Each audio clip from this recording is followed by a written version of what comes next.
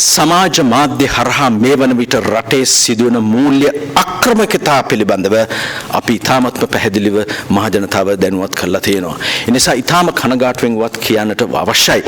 මේ හැම අවස්ථාවකදී විශේෂයෙන් ඒගොල්ලෝගේ ටාගට් එක තමයි තරුණ කොටස්, ඉතාමත්ම වැඩිහිටි කොටස් සහ මේ අන්තර්ජාලයට ළඟදී ප්‍රවිෂ්ඨ වූ චරිත පිළිබඳ ඔවුන් අවධානය යොමු කරලා ටාගට් කරලා මේ පිළිබඳව ඔවුන්ගේ මුදල් ඉතාමත්ම සූක්ෂම විදියට ගැනීමේ ක්‍රමයක් හදාගෙන තියෙනවා. දැන් විශේෂයෙන් අපි මතක් කරන්නට ඕනේ මේක අසන් ඉන්න විශේෂයෙන් පුරවැසියෙකුට යම්කිසි කෙනෙකු ඔබ හා සමග සම්බන්ධ වෙන්නට පුළුවන්. ඉතාමත්ම ප්‍රසිද්ධ නමක් ඇති චරිතයක් හැටියට ප්‍රසිද්ධ ආයතනයක නමින් ඔබ හා සමග සම්බන්ධ වෙලා ඔබගේ දුරකථන අංකය, ජංගම දුරකථන අංකය, ඔබගේ මුරපදයන්, ඔබගේ පාස්වර්ඩයන්, ඔබගේ OTP අංකයන් සමග සම්බන්ධ වී ඔබගේ මූල්‍ය ලක්ෂ ගණනින් ඉවත් කරගන්නට පුළුවන්.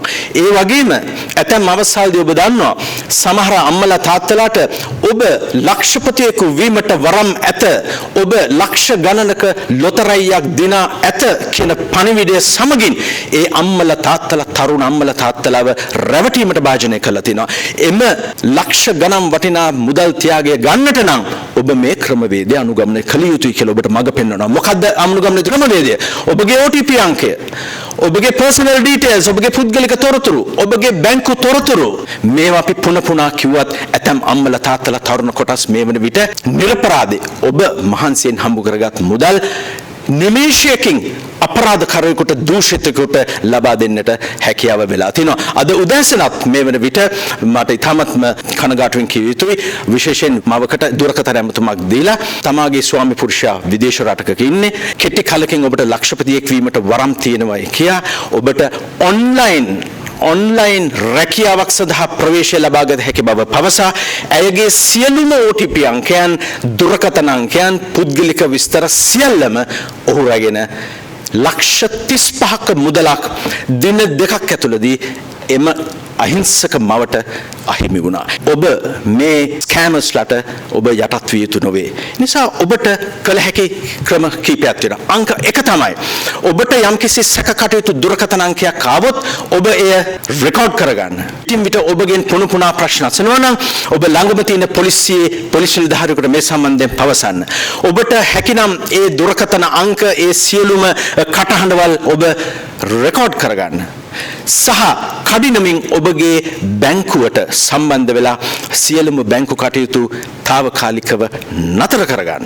නිසා මේ සියලු පණිවිඩ ඔබට දෙන්නේ මේ වන විට ශ්‍රී ලංකාවේ 2024 වසරේ අපිට හැකියාව ලැබිලා තියෙනවා 1528ක් මූල්‍ය වංචාවන් සඳහා වූ පැමිණිලි. මෙමගින් 412 දෙනෙක් අපි අත්අඩංගුවට ගත්තා. 2025 වසරේ 2000කට ආසන්න මූල්‍ය වංචා අපි කියන සයිබර් අපරාධ හරහා සිදුවන මූල්‍යකරණතික 2000කට ආසන්න ප්‍රමාණයකින් 318 දෙනෙක් අපි අත්අඩංගුවට අරන් තිනවා. මේ පිළිබඳ නීතිය ක්‍රියාත්මක කරලා තිනවා. නමුත් මේක අහන් ඉන්න මහ ජනතාව දැනගත යුතුයි. විශේෂයෙන් ඔබගේ මුදල් නිමේෂයකින් මහන්සියෙන් හරි හම්බ කරගත් මුදල් නිමේෂයකින් දූෂිතයෙකු අතට යාමට අපි ඉඩ දිය යුතු නොවේ. ශ්‍රී ලංකා පොලිසිය විශේෂයෙන් පොලිස්පතිතුමාගේ ඍජු අධීක්ෂණය යටතේ සයිබර් ක්‍රයිම්ස් ඉන්ෆර්මේෂන් ඩිවිෂන් එහෙම නැත්නම් අපි කියනවා පරිගණක අපරාධ විමර්ශන කොට්ටාශය මෙම 2026 වසර ඉතාමත්ම සැලසුම් සහගතව මේ සඳහා අපි යොමු වෙලා තියෙනවා. ඒ නිසා අපි ඉල්ලීමක් කරනවා අම්මා කෙනෙකුට තාත්තා කෙනෙකුට කඩිනමින් මේ පිළිබඳ දැනුම් දෙන්නට නම් අපි දුරකථන අංක කීපයක් අපි හඳුන්වලා දීලා තියෙනවා.